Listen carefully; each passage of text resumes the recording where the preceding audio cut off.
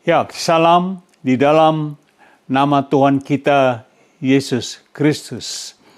Ya, kami dari Great Commission Gospel Ministry, kami berada di Los Angeles, California, USA, yaitu Amerika Serikat. Nama saya Pendeta Cornelius Ritial.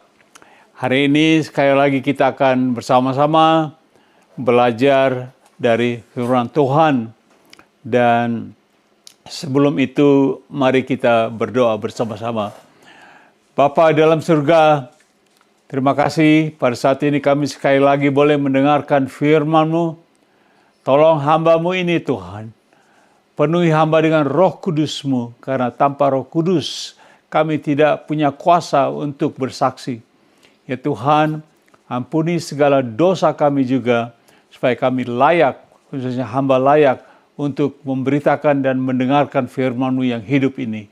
Di dalam nama Tuhan Yesus Kristus, hamba telah berdoa. Mari kita semua katakan, Amin. Amin.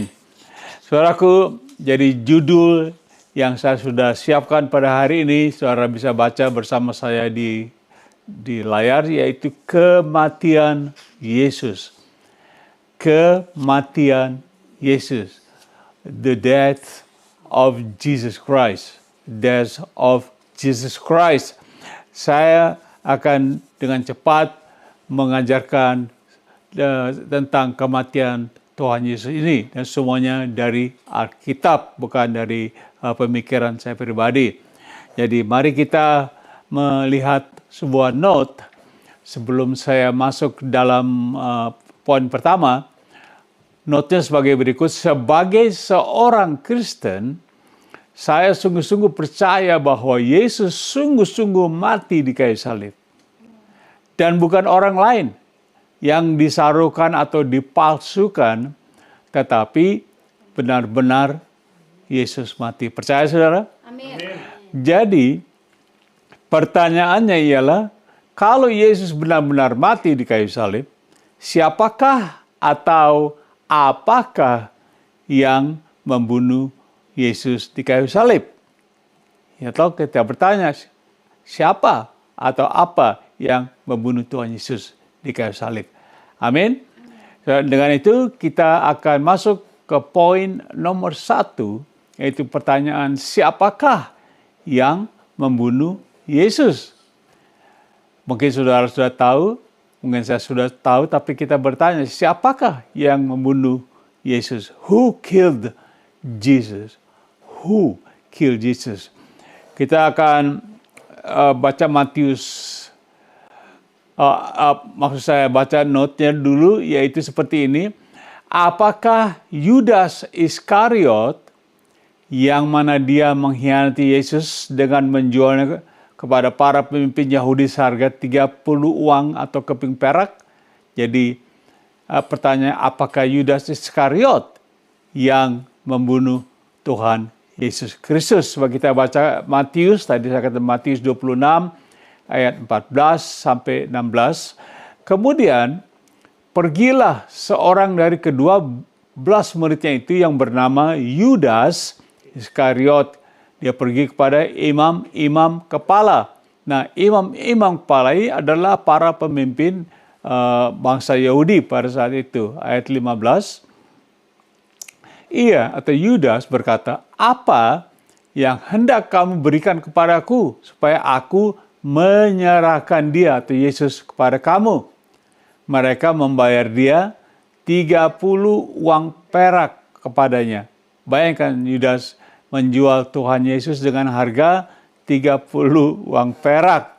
Ini jadi sudah dipengaruhi dengan mata uang, ya. Jadi syarikat tentang uang Yudas ini. Ayat 16. Dan mulai saat itu ia atau Yudas mencari kesempatan yang baik untuk menyerahkan Yesus. Karena tidak gampang, ya. Yesus itu jalan di mana-mana dan juga di sekelilingnya selalu ada murid Tuhan Yesus, jadi tidak gampang. Coba kita baca Matius 26 ayat 47 sampai 49. Waktu Yesus masih berbicara, Datanglah Yudas, salah seorang dari kedua muridnya itu, dan bersama-sama dia serombongan besar orang yang membawa pedang dan pentung, disuruh oleh imam-imam kepala dan tua-tua bangsa Yahudi. Jadi saudara bayangkan, ini mau menangkap Tuhan Yesus. Yang datang serombongan besar orang, serdadu dan sebagainya, bawa pentungan, bawa segala parang barangkali. Imam-imam kepala tua-tua yang menyuruh. Masa jadi mereka mempengaruhi orang-orang ini ya. Coba kita lihat ayat 48. Orang atau Yudas yang menyerahkan dia, yaitu Yesus, telah memberitahukan tanda ini kepada mereka. Orang yang akan kucium, itulah dia, dan tangkaplah dia. Jadi dua kodenya yaitu, karena zaman dulu semua mukanya sama ya. Jadi banyak orang-orang belum pernah ketemu Tuhan Yesus kan. Jadi takut kesaru dengan murid-murid dan sebagainya. Tadi Yudas kasih kode, yang saya cium itulah dia, karena dia kenal ya, yaitu Yesus. Ayat 49. Dan segera Yudas Iskariot maju mendapatkan Yesus dan berkata, "Salam Rabi," artinya guru, lalu mencium dia. Yesus dicium. Jadi mereka semua tahu ya, jadi Yesus dikenali dan dia disergap, ditangkap. Coba saya taruh notnya begini. Apakah para pemimpin Yahudi yang membunuh Yesus? Karena mereka menyatakan bahwa Yesus menghujat Allah. Jadi pemimpin Yahudi yang menyuruh menangkap, sekarang kita bertanya, apa mereka yang membunuh Tuhan Yesus? Matius 26 ayat 59 sampai 66 berkata, imam-imam kepala malah seluruh Mahkamah Agung. Jadi bukan orang sembarangan yang berkumpul nih. Semua imam seluruh Mahkamah Agung, Mahkamah Agama maksud saya, Mahkamah Agama pada saat itu mencari kesaksian apa? Palsu. Ini imam dan Mahkamah Agama mencari kesaksian palsu. Jadi ini yang palsu, yang menipu itu sifatnya kan dari iblis ya. Setan kan, Tuhan Yesus katakan dia adalah bapa segala penipu. Mereka cari kesaksian palsu, sengaja ini imam dan mahkamah, karena mereka tahu bahwa Tuhan Yesus benar. Makanya dia lawannya dengan kepalsuan. Mencari kesaksian palsu terhadap Yesus supaya ia dapat dihukum mati. Wow. Ini ngeri banget nih keadaannya. Coba ayat 60. Dikatakan, tetapi mereka tidak memperolehnya. Nggak ketemu. Walaupun tampil banyak saksi. Dusta. Ini aneh ini. Udah orang banyak saksi dusta, nggak ketemu yang benar. Tetapi akhirnya tampillah dua orang. Ayat 61. Yang mengatakan orang ini, itu Yesus berkata, aku dapat merubuhkan bait Allah dan membangunnya kembali dalam 3 hari. Nah, dia tidak ngerti Tuhan Yesus ngomong itu maksudnya tentang tubuhnya sendiri, bukan bait Allah. Saudara ngerti ya? Coba kita baca ayat 62-nya. Lalu imam besar itu berdiri dan berkata kepada, tidakkah engkau memberi jawab atas tuduhan saksi-saksi ini terhadap engkau? Wah, ditantang Tuhan Yesus. Ayat 63, Yesus kata, tetapi Yesus tetap diam. Lalu kata imam besar itu kepadanya, demi Allah yang hidup. Wah, ini pakai nama Allah sekarang. Udah bohong pakai nama Allah. Katakanlah kepada kami, apakah engkau Mesias, anak Allah atau tidak? Ayat 64, jawab Yesus, engkau telah mengatakannya. Akan tetapi aku berkata kepadamu, mulai sekarang kamu akan melihat anak manusia, yaitu siapa? Yesus, duduk di sebelah kanan yang maha kuasa dan datang di atas awan-awan di langit. Wah, Tuhan Yesus jawabnya lain nih. Kamu bilang, tapi saya ditambahin nama Tuhan. Tapi benar, Tuhan Yesus berkata benar, karena He is the truth. Tuhan Yesus adalah kebenaran, dia tidak pernah bohong. Ayat 65, seperti ini. Maka imam besar itu mengoyakkan pakaiannya dan berkata, iya, itu Yesus menghujat Allah. Untuk apa kita perlu saksi lagi? Sekarang telah kamu dengar hujatnya. Wah, orang ngomong benar dibilang hujat. Coba ayat 66 apa yang terjadi? Bagaimana pendapat kamu? Dia ditanya semua, imam bertanya semua orang di situ. Mereka menjawab dan berkata apa? Ia harus dihukum mati. Jadi pertanyaan, apakah imam-imam kepala orang Yahudi ini yang menghukum Tuhan Yesus? Bahasa selanjutnya kita lihat juga dikatakan di sini, apakah rakyat sekarang Yahudi yang membunuh Yesus? Di mana mereka serempak berteriak sambil berkata berulang-ulang kali, salibkan dia. Salibkan dia, yaitu Yesus. Ya, kita baca Markus 15 ayat 12 sampai 14. Dikatakan Pilatus sekali lagi menjawab dan bertanya kepada mereka, orang-orang nih, masyarakat yang ada pada waktu itu, jika begitu, apakah yang harus kau perbuat dengan orang yang kamu sebut raja orang Yahudi ini? Maksudnya Tuhan Yesus, ayat 13. Maka mereka apa? Mereka ini banyak orang berteriak lagi, katanya apa? Salibkan dia. Salibkan dia. Luar biasa ya, orang saking mana dipengaruhi ini sama ahli-ahli agama ini, pengaruhi pemimpin. Ayat 14. Sekali lagi berkata Pilatus berkata kepada mereka, tetapi kejahatan apakah yang telah dia lakukannya? Pilatus ini juga curiga nih. Dia bukan orang Yahudi, dia orang Roma, ingat.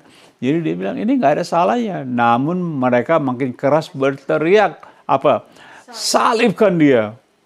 Wah, masyarakat sudah ngamuk nih karena dipengaruhi. Coba kita baca Lukas 23 ayat 21. Sekali lagi Pilatus berbicara dengan suara keras kepada mereka, katanya karena ia ingin melepaskan Yesus. Dia rindu karena dia tahu Yesus benar. 21 dikatakan di firman Tuhan, tetapi mereka masyarakat Yahudi berteriak membalas, katanya, salibkan dia, salibkan dia. Wah, Yesus, Pilatus padahal udah mau coba membebaskan Tuhan Yesus, makin marah. Coba kita baca Matius 27 ayat 22 dan 23. Kata Pilatus kepada mereka, jika begitu apakah yang harus kau berbuat dengan Yesus yang disebut Kristus? Mereka semua berseru, ini orang berseru ini, ia harus disalibkan. Ia apa? Harus disalibkan. Ayat 23, saya baca seperti ini. Katanya lagi, tapi kejahatan apakah yang telah dilakukannya? Namun mereka makin keras berteriak. Ia apa? Harus disalibkan. Wah, jadi apa? Ya, siapa yang membunuh Tuhan Yesus? Apakah masyarakat Yahudi? Orang-orang ini. Ada saya taruh note. Nah, selanjutnya mengatakan, apakah tentara Romawi yang membunuh Yesus? Karena mereka yang memaku kedua tangan dan kaki Yesus kayu salib. So kita baca Markus 15 ayat 16-20, jangan cepat saya baca. Kemudian serdadu-serdadu membawa Yesus ke dalam istana, yaitu gedung pengadilan, dan memanggil seluruh pasukan berkumpul. 17.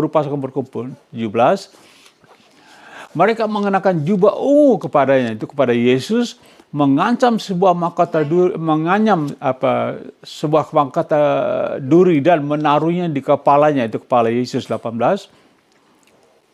Kemudian mereka mulai memberi hormat kepadanya, kepada Yesus, katanya, salam, hai Raja orang Yahudi. Ayat 19 dikatakan seperti ini.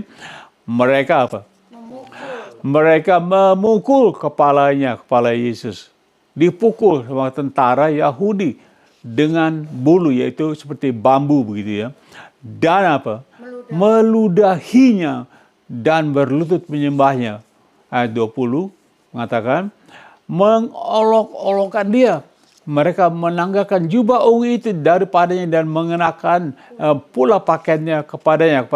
Kemudian Yesus telah dilakukan oleh tentara Roma. Kemudian Yesus dibawa keluar dari istana tadi, tempat itu, untuk apa? Disalibkan. Wow, udah diolok-olokkan, dipukul, diludahi. Sekarang dibawa keluar, disalib. Coba notis saya tahu seperti ini. Jadi, apakah benar? 1. Yudas Iskariot. B. Pemimpin Yahudi. C. Rakyat Yahudi. dan di tentara Romawi yang menyalibkan Yesus sehingga dia mati di kayu salib. Dengan kata lain, apakah mereka yang membunuh Tuhan Yesus? Coba kita poin nomor 2, dengan cepat. Poin nomor 2, tidak ada yang membunuh Yesus. Nobody killed Jesus. Nobody. Tidak ada yang membunuh Yesus. Saya taruh note seperti ini. Notnya berkata, sebenarnya menurut Alkitab tidak ada satu orang pun yang membunuh Yesus di kayu salib. Tapi dia apa? Menyerahkan nyawanya kepada Bapaknya. Karena apa? Ketaatan. Dia taat kepada Bapaknya. Coba kita baca Filipi 2 ayat 8 mengatakan, dan dalam keadaan sebagai manusia. Sebagai apa? Manusia. Karena dia 100% manusia, 100% Tuhan Allah. Yesus waktu dia di bumi ini, ia telah merendahkan dirinya dan apa? Taat sampai mati. Bahkan sampai mati di mana? Di kayu salib. Karena dia taat kepada Bapaknya. Luar biasa. Coba Lukas 23 ayat 46 mengatakan seperti ini. Lalu Yesus berseru dengan suara nyaring ini di kayu salib. Ya Bapa, ke dalam tanganmu ku serahkan nyawaku. Dan sesudah berkata demikian, ia atau Yesus apa? Menyerahkan nyawanya. Kalau dia menyerahkan nyawanya kepada Bapa di surga, berarti dibunuh tidak? Tidak ada yang membunuh. Coba Yohanes 19 ayat 31 sampai 33 mengatakan seperti ini. Karena hari itu hari persiapan supaya pada hari Sabat, karena hari itu hari persiapan dan supaya pada hari Sabat mayat-mayat itu tidak tinggal tergantung pada kayu salib, sebab Sabat itu adalah hari yang besar. Maka datanglah orang-orang Yahudi kepada Pilatus dan meminta kepadanya supaya kaki, katakan kaki, orang-orang itu dipatahkan dan mayat-mayat diturunkan. Jadi kalau orang dikantung salib supaya mati, kakinya harus dipatahkan. Kalau dipatah jadi darahnya itu bagaimana? Jadi mati langsung. Mereka mematahkan kakinya. Ayat 32 mengatakan, maka datanglah prajurit-prajurit lalu mematahkan kaki orang pertama dan kaki orang yang lain. Ada dua orang jahat sebelah kiri sebelah kanan Yesus yang disalibkan bersama-sama dengan Yesus. Ayat 33 baca seperti ini. Tetapi ketika mereka sampai kepada Yesus dan melihat bahwa apa? Bahwa apa? Ia telah mati. Mereka tidak mematahkan kakinya. Jadi kalau firman Tuhan mengatakan bahwa mereka tidak mematahkan kakinya karena menurut prajurit-prajurit yang dekat nih, prajurit yang di kayu salib yang mau mematahkan kaki orang, dia mau patahkan, dia pegang, oh udah mati. Prajurit-prajurit ini menyaksikan bahwa Yesus telah mati. Amin. Jadi sampai sini kita tahu tidak ada yang membunuhnya sebenarnya. Dia serahkan nyawanya. Ayat notnya selanjutnya seperti ini. Jadi menurut firman Tuhan terbukti bahwa tidak seorang pun yang membunuh Yesus. Benar? Tetapi dia menyerahkan nyawanya kepada Bapa di sorga yang telah mengutusnya ke dalam dunia ini untuk apa? Mati di kayu salib, menggantikan dosa-dosa seluruh manusia. Dia tidak ada yang bunuh. Kayak orang bilang, oh dia dibunuh. Tidak. Yohanes 10 ayat 17-18 Tuhan Yesus bilang apa? Tuhan Yesus bilang ini. Nih Tuhan Yesus berkata, Bapa mengasihi aku oleh karena aku apa? Memberikan. Aku memberikan nyawaku untuk menerimanya kembali. Ayat 18 lebih jelas lagi, dia katakan, tidak seorang pun yang mengambil daripadaku, melainkan aku memberikannya menurut apa?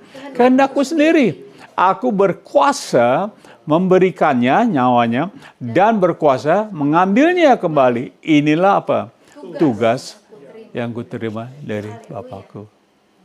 Ini kesaksian Tuhan Yesus ya. Nggak ada orang ambil nyawaku. Aku kasih. Coba lihat notes saya tulis seperti ini. Hanya Yesus yang memiliki kuasa untuk melakukan apa yang dia lakukan, yaitu menyerahkan nyawanya, diambil lagi. Dan Alkitab mengatakan bahwa sama sekali tidak ada apa? Dusta keluar dari mulutnya. Dia nggak bohong, dia nggak dusta. Aku dia nggak dibunuh. Sebenarnya dalam kata lain, aku nggak dibunuh, nggak ada orang bunuh aku, tapi aku memberikan nyawaku. Wow, luar biasa. Poin 3, yaitu poin terakhir. Sekarang apakah yang membunuh Yesus? Kita lihat tadi, siapakah? What did kill Jesus now? Siapakah? Apakah? Beda. Siapakah artinya orang, sekarang apakah yang membunuh Yesus? What did kill Jesus? Coba kita lihat note-nya dulu seperti ini. Yang saya tahu ada 2 hal yang sebenarnya membunuh Yesus di kayu salib. Ada 2 hal. Menurut yang saya tahu ini dalam Alkitab. Dan hal ini dituliskan oleh Alkitab, yaitu 1 apa? Kasih Allah. Kasih Allah, karena kasih Allah Tuhan Yesus mati di kayu salib. 2, juga dosa-dosa kita manusia yang telah membunuh Yesus di kayu salib. Jadi Allah kasih dan juga dosa manusia. Coba kita baca Yohanes 3 ayat 16. Saudara tahu ayat ini? Karena begitu apa? Besar kasih Allah akan dunia, sehingga ia apa? Ia mengaruniakan atau memberikan anak yang tunggal supaya setiap orang yang percaya kepadanya tidak binasa, melainkan beroleh hidup yang kekal. Amin. Jadi karena kasih Allah, dikasih Tuhan Yesus, supaya waktu dia mati, bangkit lagi, dia adalah juru selamat. Orang percaya kepadanya mendapat hidup yang kekal. Roma 8 ayat 38-39, next mengatakan seperti ini. Sebab aku yakin, Rasul Paulus berbicara, bahwa baik maut maupun hidup, baik malaikat-malaikat maupun pemerintah-pemerintah, baik yang ada sekarang maupun yang akan datang, ayat 39, dikatakan, atau kuasa-kuasa, baik yang di atas maupun yang di bawah, ataupun sesuatu makhluk lain, tidak akan dapat memisahkan kita dari kasih Allah yang ada dalam Kristus Tuhan kita Yesus. Jadi tidak bisa dipisahkan kasih Allah dalam Tuhan. Tuhan Yesus mengasihi kita, dia mati, tidak ada bisa orang mengambil itu.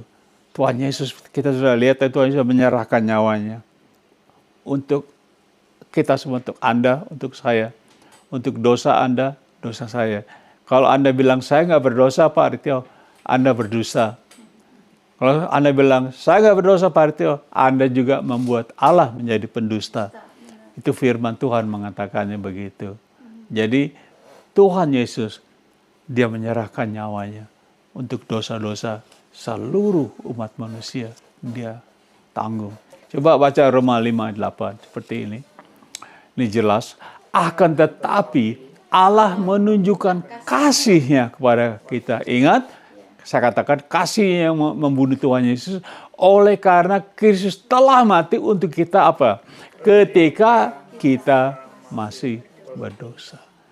Jadi kita lihat di ayat ini 2 hal. Karena kasih-Nya, Allah tunjukkan kasih-Nya, dan juga dia mati waktu kita masih berdosa. Jadi karena kasih Allah, karena dosa yang menaruh Tuhan Yesus kayu salib dan dia mati untuk ketaatannya kepada Allah karena kasih-Nya dan juga karena kita manusia berdosa. Jadi kita semua orang berdosa karena semua telah berdosa dan telah kehilangan kemuliaan Allah. Jadi saudara, kita disediakan juru selamat, yaitu Tuhan Yesus yang memberikan nyawa. Saya taruh note seperti ini, kita hampir selesai.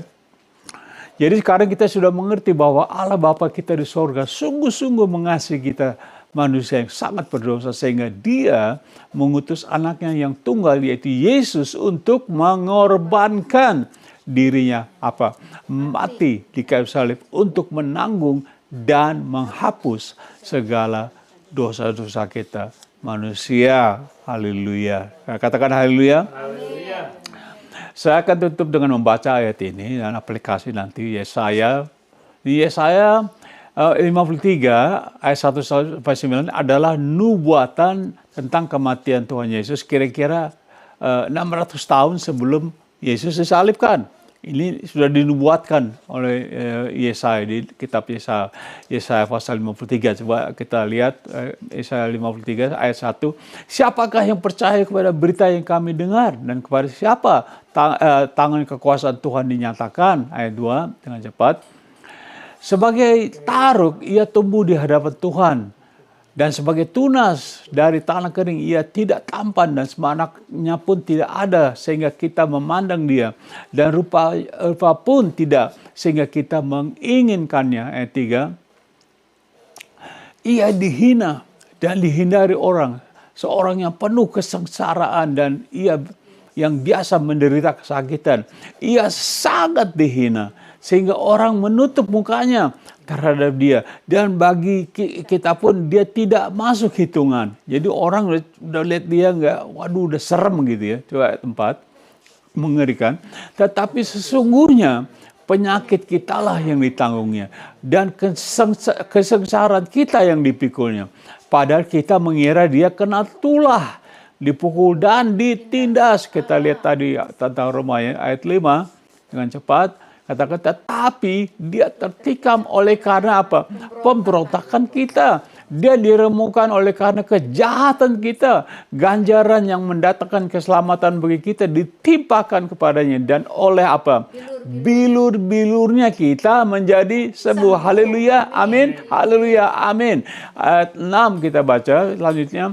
Kita sekalian sesat seperti domba. Masing-masing kita mengambil jalannya sendiri. Tetapi Tuhan telah menimpakan kepadanya kejahatan kita sekalian. Apa kita? Kejahatan kita ditimpakan kepada Tuhan Yesus. Ayat 7 ini tentang Tuhan Yesus. Dia dianiaya, tapi dia membiarkan dirinya ditindas dan tidak membuka mulutnya seperti anak domba yang dibawa ke pembantaian. Seperti induk domba yang keluh di depan orang-orang yang menggunting bulunya, ia tidak membuka mulutnya. Wow, luar biasa. Ayat 8 dikatakan seperti sesudah penahanan dan penghukuman ia terambil, dan tentang nasibnya siapakah yang memikirkannya? Sungguh ia terputus dari negeri orang-orang hidup. Berarti apa? Dia mati, dan karena pemberontakan umatku ia kena tulah. Wow. Ayat 9 Yesaya berkata, orang menempatkan kuburnya di antara orang-orang fasik, dan dalam matinya ia ada di antara penjahat-penjahat. Betul? Tadi dua penjahat luar biasa. Ini nubuatan Yesaya kira-kira 600 tahun yang sebelum Tuhan Yesus mati di kayu salib.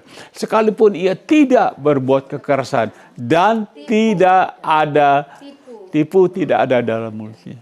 Seperti saya katakan tadi. Kalau Tuhan Yesus katakan tidak ada orang yang membunuh. Aku menyerahkan nyawaku dan aku mengambilnya kembali. Tidak ada tipu dalam mulut. Haleluya. Haleluya. Saya berdoa supaya firman Tuhan ini, saudara melihat Tuhan Yesus mati karena aku, yes. Karena dosaku, yes. Karena Allah mengasihi aku, ya. Makanya Tuhan Yesus mati. Wow. Jadi aplikasinya bagaimana, saudara? Pertama, sudah jelas bagi kita sekarang bahwa tidak ada seorang pun yang membunuh Yesus. Tetapi dia karena kasih Allah menyerahkan nyawanya di kayu salib untuk menebus segala dosa-dosa manusia. Ada amin? Yang kedua aplikasinya mengatakannya, bagaimana Anda membalas cinta kasih Tuhan Yesus? Bagaimana? Terhadap cinta yang terhadap Anda, di mana dia sama sekali tidak memandang betapa dalamnya dosa-dosa Anda, tapi dia tetap mau mati untuk menggantikan Anda di kayu salib. Wow. Dia lihat ke dalam hidup kita, tidak ada yang tertutup bagi Tuhan Yesus. Sebagaimana lubuk hati kita, dosa kita yang tersembunyi, yang sedalam yang kita pikirkan semua Tuhan lihat. Tapi dia tidak peduli, dia tetap mau mati untuk Anda dan saya. Saya suka gambar ini, lihat bagaimana dia menderita. Dia pikul salib itu. Waktu dia pikul salib itu, dia pikul dosa Anda. Dia pikul segala kejahatan kita. Dia pikul segala hal yang kita sudah lakukan yang tidak berkenan di hadapan Tuhan. Dia pikul di kayu salib. Haleluya. Apa kata penutupnya saudara? Seperti ini. Marilah kita membalas kasih Allah dengan melayani Tuhan Yesus Kristus. Selama kita apa? Masih hidup di dunia ini. Kalau saudara dan saya tidak melayani Tuhan Yesus setelah kita melihat atau mendengar firman Tuhan ini, kesaksian ini. Kalau Anda juga masih tidak mau melayani Tuhan Yesus, luar biasa lebih baik Anda berdoa. Lebih baik Anda paling sedikit beribadah kepada Tuhan Yesus. Menyembah, melayani Dia. Amin. Amin. Saya akan berdoa. Kalau Anda belum menerima Tuhan Yesus, membuka hati dan sebagainya, berarti Anda belum menjadi orang Kristen. Belum menjadi pengikut Tuhan Yesus. Karena menjadi orang Kristen itu bukan karena kita masuk gereja, bukan. Karena kita rajin ke gereja. Atau karena kita sudah lahirkan keluarga Kristen, bukan. Menjadi orang Kristen itu harus bertobat sambil membuka hati menerima Tuhan Yesus. Kalau Anda belum pernah lakukan, saya akan berdoa dan Anda bisa ulangi doa saya. Oke, mari kita berdoa. Anda bisa katakan, Tuhan Yesus, saya mengerti bahwa saya seorang yang berdosa. Ampuni segala dosa-dosaku. Dan saya membuka hati saya. Menerima Engkau sebagai Tuhan dan Juru Selamat saya. Rubah hidup saya ini menjadi sesuai dengan kehendak-Mu. Tuhan Yesus, inilah aku. Terimalah aku. Di dalam nama-Mu, aku berdoa. Haleluya. Semua katakan, amin. Saya akan menutup dengan doa berkat. Mari kita angkat kedua tangan kita terima berkat. Kiranya kasih Bapa, kasih-Nya yang sangat mulia, kasih-Nya yang sangat kekal, kasih yang sangat agape, dan seluruh anugerah di dalam Tuhan Yesus, Tuhan dan Juru Selamat yang telah mati di kayu salib. Tidak ada yang membunuh Dia, yang menyerahkan nyawanya di kayu salib. Dan semua persekutuan dan kekuasaan dan kekuatan di dalam Roh Kudus menyertai kita dari sekarang ini sampai Maranatha, Tuhan Yesus datang kembali yang kedua kalinya. Di dalam nama Tuhan Yesus Kristus kita berdoa. Semua katakan amin. Amin. Mari kita tepuk tangan untuk firman Tuhan Yesus. Terima kasih. Saudaraku, terima kasih. Sampai kita ketemu kembali di kesempatan yang lain. Goodbye. God bless you. Thank you. Amen.